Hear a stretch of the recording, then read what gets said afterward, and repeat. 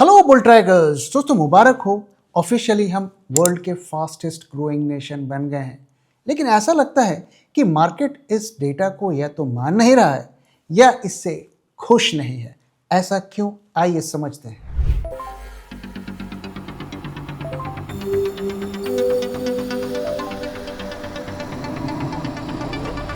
जब मार्केट की हो बात, बेटर आस्क बुल ट्रैक।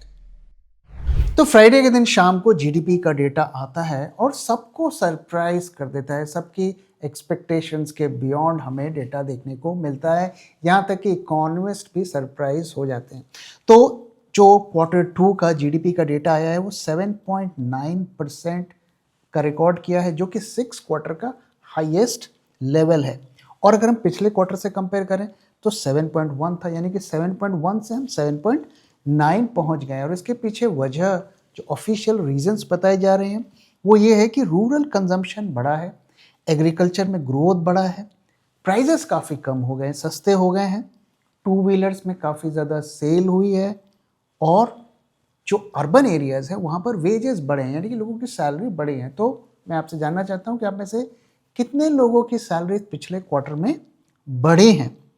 तो प्राइवेट कंजम्पशन बढ़ा है, लेकिन जो सरकारी कंजम्पशन है उसमें फॉल देखने को मिला है। तो उसमें जो ग्रोथ है वो 2.7% का देखने को मिला था, और जो पिछले क्वार्टर में देखें तो 7.2% देखने को मिला। तो ऐसा कहा जा रहा है कि ये ग्रोथ मैन्युफैक्चरिंग और प्राइवेट कंजम्पशन की वजह से हुआ है। तो डेटा वगैरह तो काफ़ी अच्छा था और मार्केट ने ये सब देखकर काफ़ी पॉजिटिवली रिएक्ट भी किया।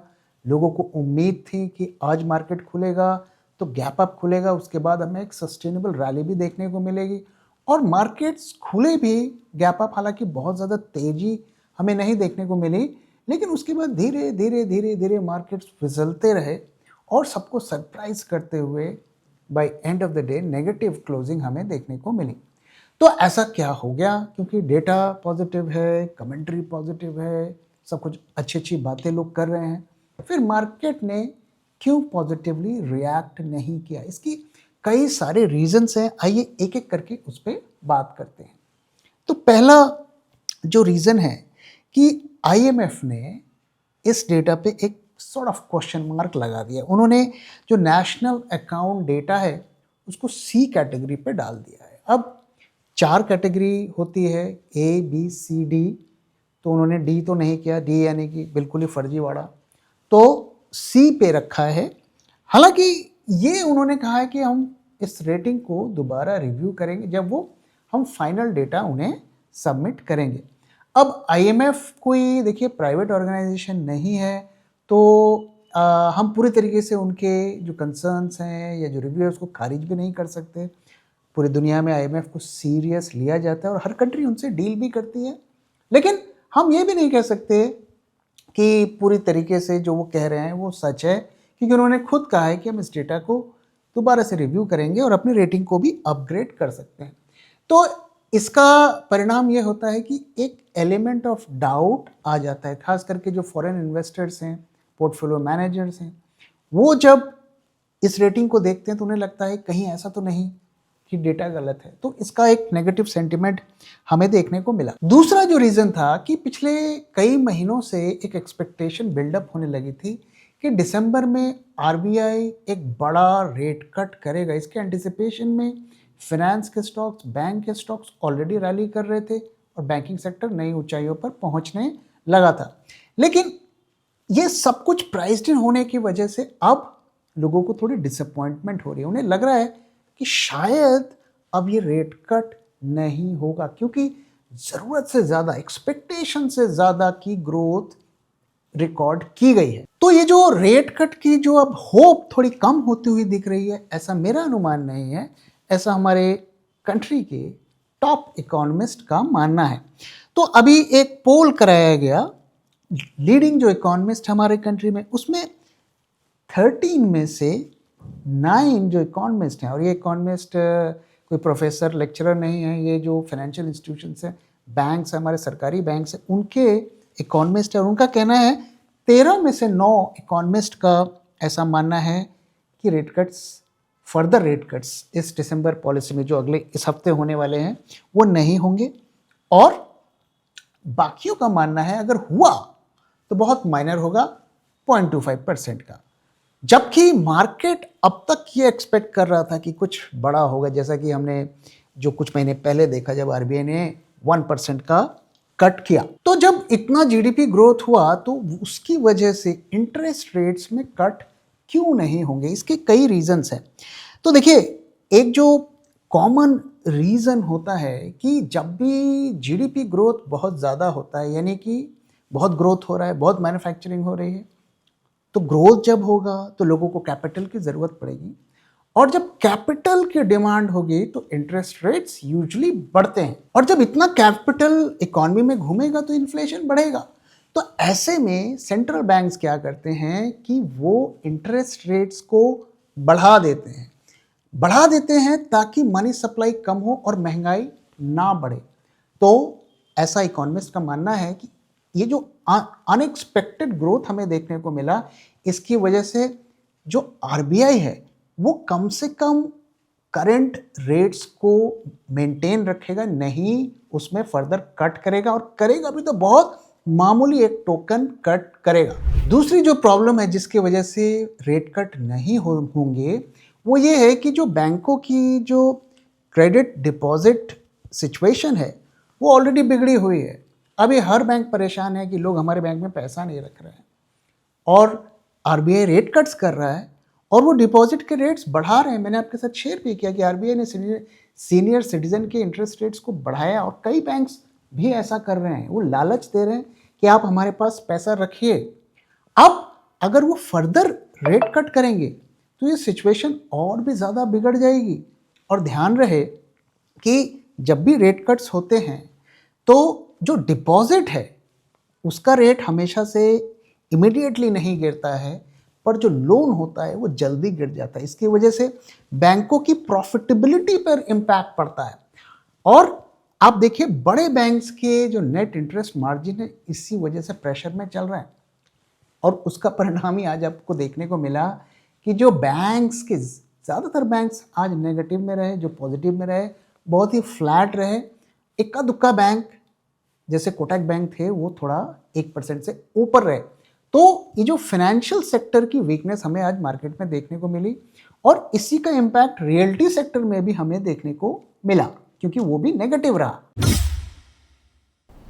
जून 2024 को अगर आप निफ्टी में पैसे लगाते तो आज आपके रिटर्न्स बनते सिर्फ 6.5%, और अगर आप बुल ट्रैक 2024 पोर्टफोलियो में पैसे लगाते तो आज आपको दुगने से भी ज्यादा रिटर्न मिलता। और गौर करने वाली बात यह है कि पिछले दिनों जो मार्केट में हमें ब्लड बाथ देखने को मिला, उस ब्लड बाथ में भी हमारे पोर्टफोलियो ने लगातार पॉजिटिव रिटर्न्स दिखाए। और ये कोई तुक्का नहीं है, क्योंकि ऐसे ही शानदार रिटर्न्स हमने अपने 2021 पोर्टफोलियो में भी अपने सब्सक्राइबर्स को दिए थे। 2021 के पोर्टफोलियो में 21 में से 7 स्टॉक्स ने 100% से भी ज्यादा पीक रिटर्न्स दिए, और 15 स्टॉक्स ने 50% से भी ज्यादा रिटर्न्स दिए। और कई स्टॉक्स जैसे कि भेल and Cochin shipyards multi bagger साबित हुए। तो आखिर हम ऐसा कैसे कर पाए? Being a SEBI registered RA, I can tell you, सिर्फ फंडामेंटली स्ट्रॉन्ग स्टॉक को सिलेक्ट करने से ही आपका पोर्टफोलियो ग्रीन में रहेगा ऐसा जरूरी नहीं। उसके साथ टेक्निकल, क्वांटिटेटिव और डेटा एनालिसिस भी जरूरी होती है। सबसे जरूरी है कि आप स्टॉक को किस प्राइस पर खरीद रहे हैं, और इसीलिए हर स्टॉक को जो हम बुल ट्रैक पोर्टफोलियो में ऐड करते हैं उसे गुजरना पड़ता है bull track in house research के 10 स्ट्रिंजेंट क्राइटेरिया से, ताकि आपको मिले एक शानदार स्टॉक एक शानदार प्राइस में। तो देर किस बात की, आज ही सब्सक्राइब करिए बुल ट्रैक पोर्टफोलियो को हमारी वेबसाइट bulltrack.in को विजिट करके, या स्क्रीन पे दिए हुए नंबर से हमसे कांटेक्ट करिए। Investment in securities market are subject to market risks. Read all the related documents carefully before investing.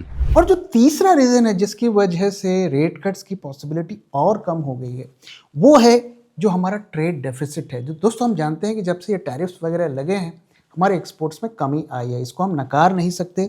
और हमारा ट्रेड डेफिसिट इस क्वार्टर का बढ़ के 41.7 बिलियन यूएस डॉलर्स का बन गया। ट्रेड डेफिसिट का मतलब क्या होता है कि हम अगर $100 का सामान खरीद रहे हैं, $70 का बेच रहे हैं, यानी कि $30 का डेफिसिट है जो हमारे देश से वो यूएस डॉलर्स जा रहे हैं, क्योंकि हम उनसे ज़्यादा सामान खरीद रहे हैं, बेच कम रहे हैं। अब ऐसे में ये जो डेफिसिट होता है, इसको भरने के लिए हमें डॉलर्स लेने पड़ते हैं। अब डॉलर लेने का मतलब एक तरीके से उधार लेना पड़ता है। अब उधार जब आप लेंगे तो आपको रेट ऑफ इंटरेस्ट को बढ़ाना पड़ेगा, तभी तो कोई आपको उधार देगा। अगर आप कम करेंगे तो चांसेस कम है कि वो आपको उधार देगा। तो ये जो डेफिसिट है, ये भी चीख चीख के बोल रहा है कि आप इंटरेस्ट रेट को कम मत करो। और अगर हमने कर दिया, फिर भी ज़बरदस्ती कर दिया, तो क्या होगा? हमारी करेंसी और वीक हो जाएगी, हमारी करेंसी की डिमांड और कम हो जाएगी। ऑलरेडी आज आप देखिए एक न्यू हाइस पे रुपया पहुंच गया, न्यू हाई क्या, न्यू लो हम कहें, वहाँ पर पहुंच गया। और 90 को पार करना it's just a matter of time. इसको हम ज़्यादा देर तक रोक नहीं पाएंगे, आरबीआई भी रोक नहीं पाएगा। तो इंटरेस्ट रेट क्यों नहीं गिराएगा आरबीआई, या गिराएगा भी तो बहुत कम, टोकन गिराएगा। उसके 3 वजह, उसको मैं समराइज कर देता हूँ। पहला कि जीडीपी की ग्रोथ ज़रूरत से ज़्यादा हो गई है, तो उन्हें इंटरेस्ट रेट को रोक के रखना पड़ेगा। दूसरा, जो बैंकों की जो क्रेडिट डिपॉजिट की सिचुएशन है वो बिगड़ जाएगी अगर वो रेट कट करेंगे। और तीसरा, जो हमारा ट्रेड डेफिसिट है, उसको हमें कवर करने के लिए इंटरेस्ट रेट्स को करंट रेट पर मेंटेन करना पड़ेगा। तो मार्केट इस जीडीपी डेटा से क्यों खुश नहीं हुआ, उसका पहला रीज़न मैंने आपको बताया कि जो आईएमएफ ने हमें सी ग्रेड की रेटिंग दे दी हमारे नेशनल अकाउंट डेटा को। दूसरा, रेट कट्स की पॉसिबिलिटी अब कम होती जा रही है। और तीसरा, जो जापानीज येन कैरी ट्रेड की सिचुएशन है वो अब बिगड़ती जा रही है, वो मार्केट में एक नया प्रेशर क्रिएट कर रही है। तो क्विकली बता देता हूँ जापानीज कैरी ट्रेड क्या है। कि दुनिया भर के जो ट्रेडर, इन्वेस्टर, बड़ी कंपनीज होती हैं, जापान से बहुत सस्ते दर पर पैसा उठाती हैं और उस पैसे को दुनिया भर के एसेट्स में, मार्केट्स में लगाती हैं, इंक्लूडिंग हमारे मार्केट्स में लगाती हैं। लेकिन अब वहाँ पर सिचुएशन बदल रही है, वहाँ पर इंटरेस्ट रेट्स ऑलरेडी बढ़ रहे हैं, बॉन्ड यील्ड जो है वो भी बढ़ रहा है और अब वो ऑल टाइम हाई के आसपास पहुंच गया है। अगर 10 ईयर बॉन्ड यील्ड की हम बात करें तो ये 1.86% पहुंच गया है, जो कि 2008 के बाद हाईएस्ट है।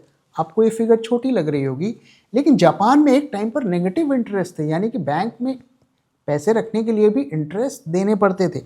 तो अब इसका परिणाम क्या है कि जिन लोगों ने वहां से माल को उठाया है, उन्हें अब वापस जल्दी से जल्दी सेल करके उन्हें वापस चुकाना पड़ेगा हायर इंटरेस्ट रेट पे, अदरवाइज उनके यील्ड कम हो जाएंगे। अब ये जो सिचुएशन है जापानीज येन कैरी ट्रेड की, ये कई तरीके की प्रॉब्लम्स क्रिएट कर रहा है। एक क्या है कि अलग अलग एसेट क्लासेस में सेलिंग देखने को मिलेगी, और बिटकॉइन में ऑलरेडी सेलिंग हमें देखने को मिल रही है, थोड़ी देर में उसके बारे में बात करेंगे। लेकिन एक और जो प्रॉब्लम है कि ये यूएसए में एक बड़ी प्रॉब्लम क्रिएट करने वाला है। वो क्या है कि जापान इस वक्त सबसे ज़्यादा यूएस ट्रेजरीज को होल्ड करता है, करीब 1.1 ट्रिलियन डॉलर्स की, ट्रिलियन की बात कर रहा हूँ, ट्रिलियन विद ए टी, को होल्ड करता है। सबसे ज़्यादा यूएस ट्रेजरीज उसे होल्ड करता है। अब यूएस से हम जानते हैं कर्जे में डूबा हुआ है, 37 ट्रिलियन डॉलर्स का उनको कर्जा है, और उन्हें अब इंटरेस्ट पे करने के लिए नए यूएस ट्रेजरीज को इशू करने हैं। लेकिन वो यूएस ट्रेजरीज खरीदेगा कौन? ऑलरेडी वहाँ पर क्वांटिटेटिव टाइटनिंग अब बंद हो गई है। तो यूएस ट्रेजरीज को जो वहाँ पे जो इशू करेंगे, जो अमेरिका को जो पैसा चाहिए, वो नए यूएस ट्रेजरीज को इशू करना है, अपने यहाँ जो बजट डेफिसिट है उसे फिल करने के लिए, इंटरेस्ट पे करने के लिए। उस यूएस ट्रेजरीज को कौन खरीदेगा? जापान खरीदता था, जापान अब उसे नहीं खरीदेगा। उस परिणाम से नहीं खरीदेगा। क्यों नहीं खरीदेगा? क्योंकि वो दूसरे देश में पैसा क्यों लगाए जब अपने ही देश में हमें इंटरेस्ट मिलेगा पहले से ज़्यादा, तो उसको वहाँ पर अपॉर्चुनिटी मिलेगी। तो इसके 2 परिणाम होंगे। पहला कि वहाँ के यूएस ट्रेजरीज में सेल ऑफ होगा, और अमेरिका को जो नया पैसा चाहिए वो यूएस ट्रेजरीज को कौन खरीदेगा? ऑलरेडी चाइना भी यूएस ट्रेजरीज को बेच रहा है। तो ये एक नई तरीके की प्रॉब्लम अमेरिका में क्रिएट करेगा, और वो प्रॉब्लम धीरे धीरे वर्ल्ड में स्प्रेड होगी। और इसी का परिणाम अभी आप बिटकॉइन में देख रहे हैं, कुछ टाइम पहले गोल्ड में भी आपने देखा। अब देखिए बिटकॉइन में किस तरीके का कार्नेज हमें देखने को मिला। आज ही 4.5% डाउन है, करीब 1.25 लाख यूएसडी का यूएस ट्रेजरीज होता था कुछ महीने पहले, अब ये 86,000 के लेवल पर आ गया। सोचिए किस तरीके का वहां पे वेल्थ का डिस्ट्रक्शन हो रहा है। और अब बिटकॉइन को लेकर कई तरीके की कॉन्स्पिरेसी थ्योरीज भी आने लगी हैं। कौन इसको चला रहा है? कई लोग ये कह रहे हैं कि इसे कोई इंटेलिजेंस एजेंसीज चला रही हैं। खैर ये तो एक कॉन्स्पिरेसी थ्योरीज होती हैं, लेकिन एक जो चीज़ उभर कर नया एंगल इसमें आ रहा है कि इसमें का लिंक भी मिलता हुआ दिख रहा है। और अब ये जो फाइल्स आएंगी उसका कहाँ कहाँ क्या क्या लिंक निकल कर आएगा, वो एक नए तरीके की रिस्क मार्केट में क्रिएट करता हुआ दिख रहा है। तो इन 3 रीजन से मार्केट्स उस तरीके से नहीं रिएक्ट किया जैसा हमें एक्सपेक्टेड था। नॉर्मली जब इतनी बुलिशनेस सेंटिमेंट्स होती है तो मार्केट्स ओवर रिएक्ट करते हैं। मुझे लगता है हमें अभी हड़बड़ी नहीं करनी चाहिए। आज का डेटा हम देखेंगे, लेकिन FIIs, DIIs की आज की जो क्या फिगर्स आती हैं उससे काफ़ी कुछ क्लियर होगा। और मुझे लगता है कि अभी हमें बहुत जल्दीबाजी नहीं करनी चाहिए ये सोचने के लिए कि मार्केट इस डेटा से खुश नहीं है या इसका एक पॉजिटिव रिएक्शन नहीं दे सकता है। नॉर्मली जो फर्स्ट डे का रिएक्शन होता है वो एक्यूरेट नहीं होता है और हमें शायद 1-2 दिन और देखना चाहिए बिफोर हम ये कॉल लें कि इस डेटा को मार्केट ने पूरी तरीके से नकार दिया है। लेकिन इस बात को नकारा नहीं जा सकता कि आज मार्केट में हमें ज़रा भी ऐसा नहीं दिखा कि मार्केट इस डेटा को 10% भी पॉजिटिवली ले रहा है। और कल परसों 2 दिन हमें देखना है कि मार्केट कैसे रिएक्ट करता है, तो वो हमें कंफर्मेशन भी दे देगा कि इस मार्केट को वो कैसे देख रहा है। अब आइए दोस्तों मार्केट की तरफ चलते हैं और आज के डेटा की एनालिसिस करने से पहले एक थोड़ा ब्रॉडर व्यू लेने की कोशिश करते हैं कि आने वाले दिनों में मार्केट का परफॉर्मेंस कैसे रहेगा। तो यहाँ पर एक जो इवेंट है जो मार्केट के लिए थोड़ा पॉजिटिव हमें रिएक्शन दे सकता है वो ये है कि अभी भी बड़ा IPO का एक सीरीज़ आने वाली है। दिसंबर और जनवरी के महीने में करीब 24 IPOs आने वाले हैं, दिसंबर जनवरी को अगर मिला लें, और ये लिस्ट अभी और बढ़ेगी ऐसा लगता है। 40,000 करोड़ के IPOs आने वाले हैं और इसमें ICICI प्रूडेंशियल और मीशो और वेकफिट इनका आने वाला है। ध्यान रहे कि ऑलरेडी हमने 1.6 लाख करोड़ के IPOs, करीब 96 IPOs ऑलरेडी हमने क्लियर कर दिए हैं। इसके ऊपर और 40,000 करोड़ का आएगा और पिछले 3 महीने में हमने 40 IPOs हमने पब्लिश कर दिए। तो आप ये जो IPO का गोल्ड रश चल रहा है और ये गोल्ड रश जो उनके प्रमोटर्स हैं और उनके जो अर्ली इन्वेस्टर्स हैं उनके लिए चल रहा है, रिटेल के लिए कितना चल रहा है ये तो आप लोग ही बताएंगे।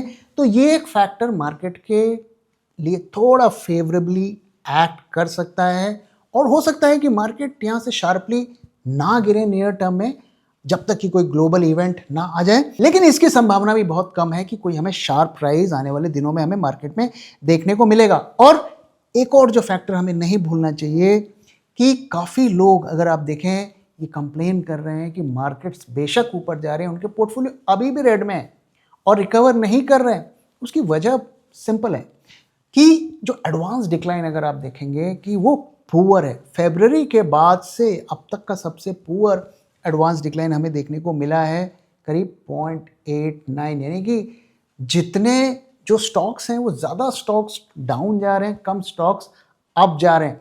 इसलिए भले ही मार्केट न्यू हाईस को ले जा रहा है, लेकिन ज़्यादातर लोगों के लॉन्ग टर्म पोर्टफोलियोज जो हैं वो रेड में दिख रहे हैं और रिकवर भी नहीं कर रहे हैं। हाँ, ट्रेडर जो हैं वो अपॉर्चुनिटीज़ को कैश करके पैसे कमा रहे हैं, लेकिन जो जिस तरीके की ग्लोबल मार्केट में रिस्क उभर के आ रहे हैं और जो नए नए रिस्क के एलिमेंट्स आ रहे हैं उसके बारे में हम किसी और वीडियो में बात करेंगे।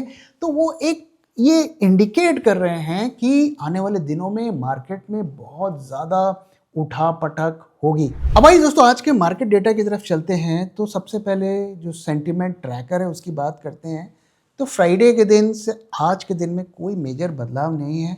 सॉर्ट ऑफ हम न्यूट्रल जोन में है। मैं कहूँगा कि माइनर बुलिशनेस के एलिमेंट्स भी हमें देखने को मिल रहा है निफ्टी और बैंक निफ्टी में, लेकिन उनकी सिचुएशन फ्राइडे से आज के बीच में अनचेंज्ड है, कोई उसमें मेजर बदलाव नहीं है। इसलिए जो डेटा हमें बता रहा है कि फिलहाल आज तक का, अगर आज तक का हम डेटा देखें तो मार्केट में इस जो जीडीपी का डेटा है उसको लेकर कोई एक्साइटमेंट नहीं है।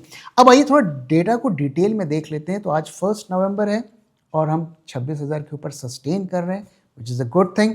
और मार्केट में 27 पॉइंट्स का आज हमें डाउन देखने को मिला। हालांकि टॉप से देखेंगे तो काफ़ी ज़्यादा इसमें फॉल हमें देखने को मिला है। वोलेटिलिटी की पिक्चर में कोई मेजर बदलाव नहीं है। अगर हम कॉल आईवी पुट आईवी को देखें, मोरलेस सेम है, विक्स भी सेम है। तो अभी भी ऐसा लगता है कि मार्केट क्वाइट है, वेट एंड वॉच मोड में है। पीसीआर में अगर आप देखिए बड़ा ड्रॉप आया है, वापस से 0.88 के लेवल पर आ गया है। और आज इतने दिनों के बाद जब मार्केट्स ऊपर जा रहे थे, ऑल टाइम हाई के आसपास थे, तो भी वहाँ पोजीशंस ऐड नहीं हुई। आज करीब 10,900 कॉन्ट्रैक्ट्स ऐड हुए करंट मंथ में निफ्टी फ्यूचर्स की। और ये क्या थे, ये शॉर्ट्स थे कि लॉन्ग थे? अगर आप प्रीमियम को देखेंगे तो काफ़ी ड्रॉप आया है। 193 से हम 154 के आसपास पहुंच गए हैं। तो ये हमें क्लू दे रहा है कि ये शॉर्ट पोजीशंस ऐड हुई है। साथ ही अगर आप टर्नओवर को देखें, अब जीडीपी का इतना डेटा अच्छा आ गया, सब कुछ बढ़िया बढ़िया दिख रहा है, फिर आज क्यों बाइंग नहीं हुई? क्यों टर्नओवर इतना डाउन है? बेशक हम बहुत ज़्यादा नहीं गिरे हैं, ऐसे में तो इंस्टीट्यूशंस की और भी ज़्यादा बाइंग आनी चाहिए थी, जो कि होती हुई नहीं दिखी है। तो ये एक रेड फ्लैग है कि क्यों इंस्टीट्यूशंस बाय नहीं कर रहे हैं। वर्ल्ड की top most economy, fastest growing economy, still why they are not buying, that's a question. और advance decline once again pathetic. आप देखिए मार्केट आज फ्लैट में रहे, आधे दिन ग्रीन में रहे, इसके बावजूद भी जो उनके जो ब्रेड्थ है मार्केट की वो पुअरली नेगेटिव रही। और अगर हम एफआई की इंडेक्स शॉर्ट की पोजीशन देखें, उन्होंने उसी लेवल को मेंटेन किया, मार्जिनली शॉर्ट्स को बढ़ाया भी है। तो ओवरऑल डेटा जो हमें बता रहा है, नेगेटिव स्टोरी बता रहा है। In spite of all the positive news, data is telling a negative story.